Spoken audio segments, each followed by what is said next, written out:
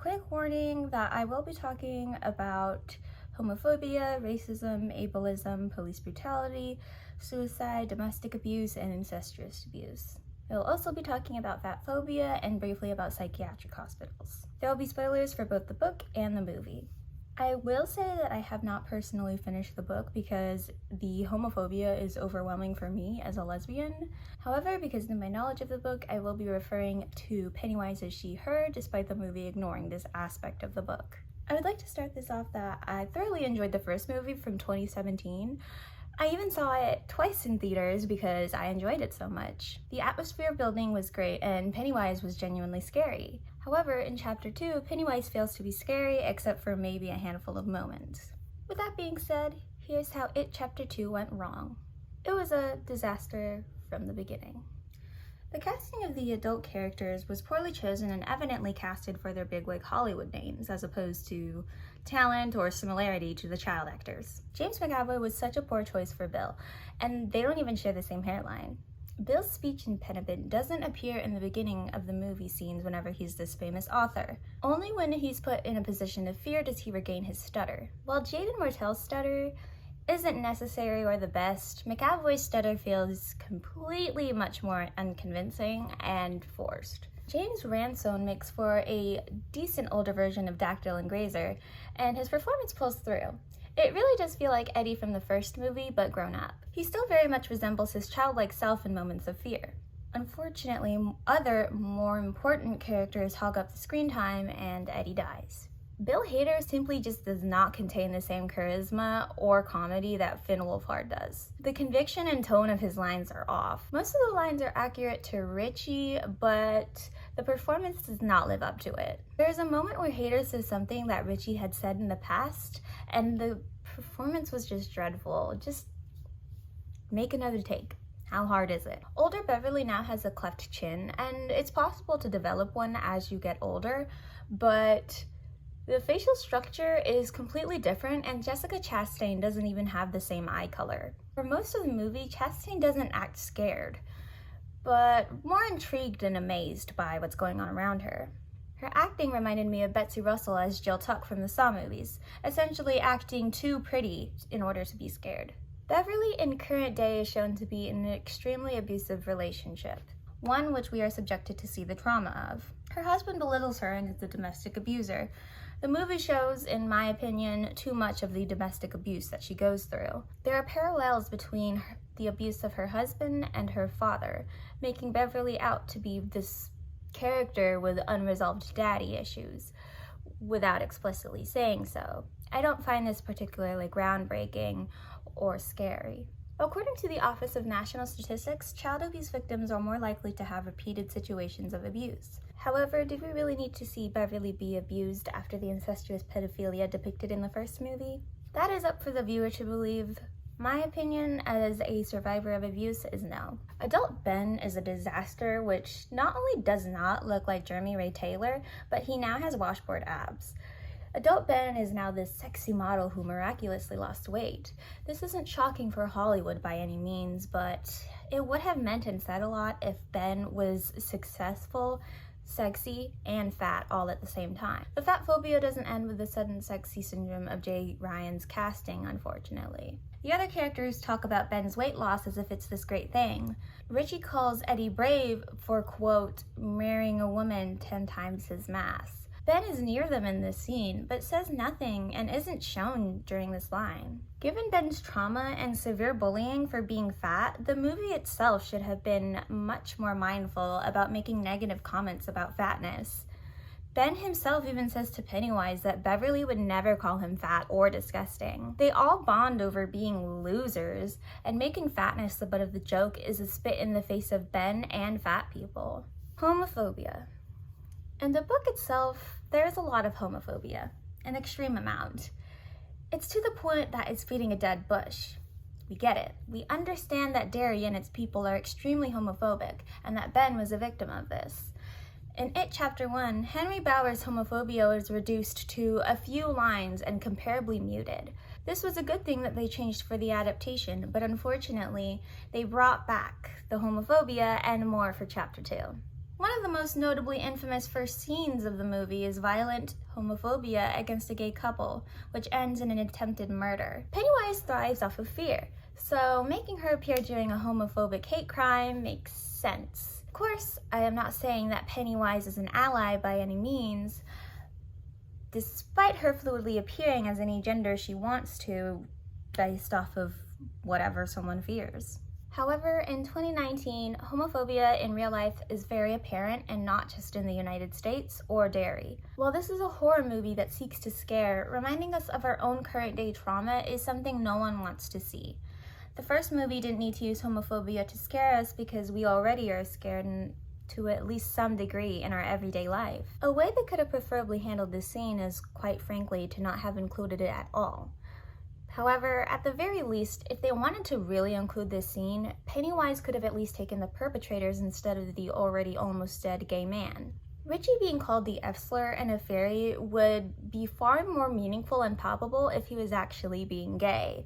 Instead, he's just being nice and wanting to play another round of arcade. I understand that Bauer's cousin was most likely afraid of how Bowers would act, but again, this is just including homophobia for no reason. Bowers could have bullied Richie regardless of whether or not his cousin was there. After this scene at the arcade, Pennywise taunts Richie, asking him if he wants a kiss. She even says that she knows his secret. There is nothing from chapter 1 that even slightly alluded to Richie's sexuality. This makes it feel like they shoehorned in Richie's sexuality last minute in the second chapter. Also, Bill Hader himself is a straight man who is depicting a supposedly gay man. Not that this is the first time he's acted as a gay man. Hader himself even wrote and acted out as Stefan, an effeminate gay man stereotype, on Saturday Night Live. Casting not only a straight man, but one that has perpetuated stereotypes of gay men is such a poor choice in itself. At the end of the movie, Richie carves in himself and Eddie's initials at the bridge. Richie never showed any signs of liking or loving Eddie.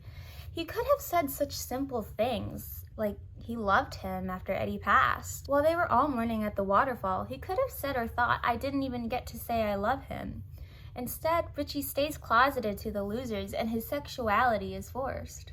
The most case you can even make for Richie and Eddie is that Eddie was frequently the butt of Richie's jokes. This would be taking the approach of boys showing attraction through targeted torment, a boys will be boys type, a beat. However, this movie doesn't even delve that far into it, so I don't think I will be either.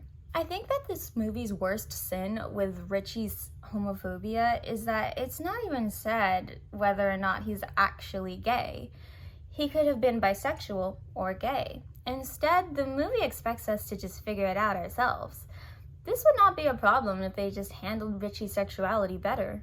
Stanley. Boy. As shown in Richie's memory of Stanley, Stanley essentially denounced his Jewishness at his bar mitzvah. His older self no longer wears a kippah. Stanley's destiny, of course, was always to kill himself and not follow through with his promise to the losers. I don't think that seeing a Jewish man commit suicide would be something I'd like to see in this trauma porn. At the very end of the movie, Stanley's wife sends all of the losers a suicide note from Stanley. It spends its existence as justifying Stanley's suicide as something he was thinking of them with. It justifies that he killed himself because he was too scared to return, but if he didn't, he knew that they would all die. One of the characters implies that Stanley was the weakest out of all of them, so Pennywise got to him first. This is a clash of narratives. Why end Stanley's character like this? This was an unnecessary change that justifies suicide. Racism. Going a completely different route from the book, Mike goes to a made-up Native American camp on the outskirts of Derry. This fictional group of indigenous people is called Shokapiwa. They embody the stereotype of Native Americans as they give Mike psychedelics. This is how Mike finds out about the ritual of Chud. This differs from the book, as they find out about the ritual of Chud through hallucinating on car exhaust fumes. Instead, they make Mike, a black character, steal from the fictional Native American people. Beverly's visions of finding out how all of the losers die is explained by her looking at Pennywise's deadlights. They didn't need to include a racist plot point to explain this, so why make one up for Mike? They made up these new racist plot points when they could have written it minus the racism and still have concluded to the same plot points. You wrote out the orgy with children, but then you wrote in more racism. What was the point other than just to be racist? Henry attempts to kill Mike, but in It and Stephen King fashion, he gets in very racist jabs first. He calls Mike's parents druggies and fried effing chicken. Just because Mike did not die does not mean that he was not about to be the victim of a hate crime. Making Richie, the questionably gay character, kill the ever homophobic Henry Bowers is a nice touch, but it doesn't mean that we weren't subjected to the remainder of the homophobia in the movie. Throughout the movie, Mike is depicted as and called a liar and madman for being obsessed with Pennywise. While he undoubtedly withheld information with the ritual of Chud ending, they call Mike a liar for making them all come back to Derry. Michael didn't lie though. He said that they all had to return, and it's not like the characters didn't realize why. They are just taking out their frustrations on Mike, which they could have done without making it seem like he was being manipulative. Henry is shown to return to his father's house, where he's beaten and arrested by a cop. Including police brutality when the very topic itself is against predominantly Black people is insensitive, wrong, and unnecessary. Bowers is a character that us as an audience are actively rooting against, and they knowingly included the abuse of power and balance. What are we, the audience, supposed to believe about police brutality when the cop is hitting a character that we hate? Henry is a character in which the violence in the first movie was very justified, so including a cop hitting him just doesn't sit well with me. The mishandling of mental illness and ableism. After Bowers is arrested, he is shown 27 years later in a psychiatric facility. He acts as a stereotype of a crazy person upon seeing a sign of Pennywise's return. Of course, no one sees this red balloon, and all of the other patients and technicians are all riled up. You put the evilest human character in a psychiatric hospital, only reinforcing that people with mental illness are evil. The movie explains everyone's memory loss of Derry as a result of their physical distance of it. Not only has it been 27 years, but each and every one of them faced a large ordeal of trauma. Memory loss is a symptom of post-traumatic stress disorder, and it's silly to imply that it would be the magic of Derry instead. These are adults that went through severe trauma as children. It's a cop-out to use magic as opposed to a very real experience of trauma. However, I don't trust that these writers could have handled PTSD well either, given their handling of Bowers. In Stephen King's cameo, he's making fun of Bill's speech impediment. While it would be accurate for an old bigoted shopkeeper and King himself to do this, the tone is very out of place and unnecessary. The scene also goes on for too long. It feels like they tried to do the comedic Stanley cameos from the Marvel movies and failed horribly. The suspension of disbelief. As the audience is required to at least have some sort of level of suspension of disbelief in order to enjoy the first chapter and horror movies in general, this one goes beyond any reasonable amount of suspension. Vicky is a little girl who received the prize from one of the gay men in the beginning of the movie. In addition, her character is that she has a blotch on her face, which causes her to be bullied. Upon Pennywise's temptation for her to come closer, she says, "If you're my friend, why are you hiding in the dark? You're not my friend, you're scary." The movie takes place in 2016. Meaning that the message of don't talk to strangers was far more drilled into the minds of children as opposed to the 70s. Any child that is socially smart enough to say that would be smart enough to know to not listen to the manipulation of a stranger regardless of what they promise. The first movie, and it itself, got a lot of flack for Georgie being so oblivious to stranger danger. At least for chapter 1, it has the excuse of stranger danger not as strongly propagated within our culture, even though stranger danger propaganda did begin in the 60s. However, for chapter 2, this is decades after all of the missing children of Derry. At this point in culture, parents would be far more open to talking to their children about how they shouldn't listen to strangers. After all, this is a town where multiple kids went missing and were never found again. So instead of writing Vicky realistically and making her walk away after calling Pennywise scary, she falls into Pennywise's manipulation and dies in poor CG. It's interesting how they learned nothing. Pennywise feeds off of fear, and Vicky was scared after all. Vicky could have just walked away and Pennywise could have eaten her nonetheless. In chapter 1, Bill learns that Georgie is dead. He comes to terms with this and pulls the trigger on a Pennywise mimicking Georgie. This characterization is lost and Bill immediately goes to the sewers to try to talk to Georgie. He even puts his arm in the sewers. It has been almost 3 decades.